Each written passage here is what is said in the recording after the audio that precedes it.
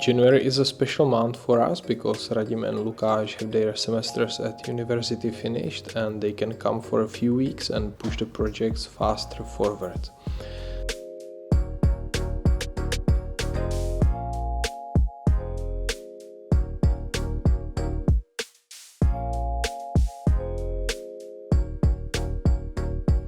The last remaining work on the electronics of the installation for Japan is the rain animation.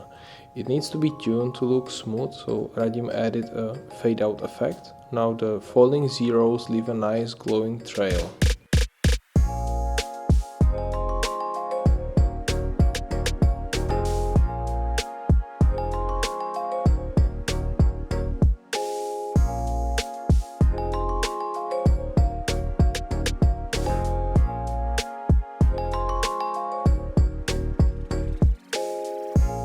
The tricky part here is achieving very low brightness on the nixie tubes. We need to send very short impulses to them and do it very fast, otherwise the digits would flicker. During the programming, Radim got into microsecond impulses and suddenly the nixie tube started to behave weirdly. Only half of the digit was glowing.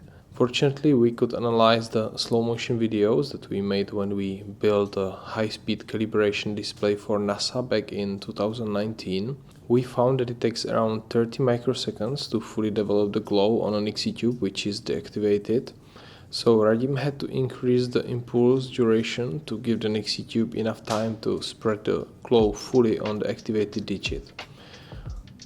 We spent a lot of time with making the slow motion videos in 2019, but now we find it super helpful to have them. It allows us to quickly solve new problems and have better understanding of what we are doing.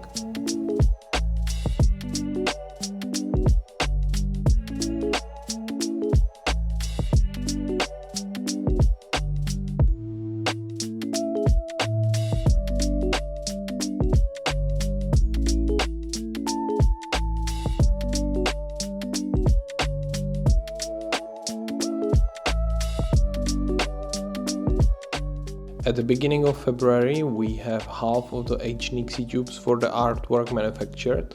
The rest must be manufactured until end of March. We stopped production of the R tubes and almost all time saved this way is devoted to making the H tubes. We have 6 weeks left to make it. In April we will pack the whole thing on a pallet and ship it to Japan, and in July we are finally installing it. And then the most challenging project we've ever worked on will be finished and a huge weight lifted off my shoulders.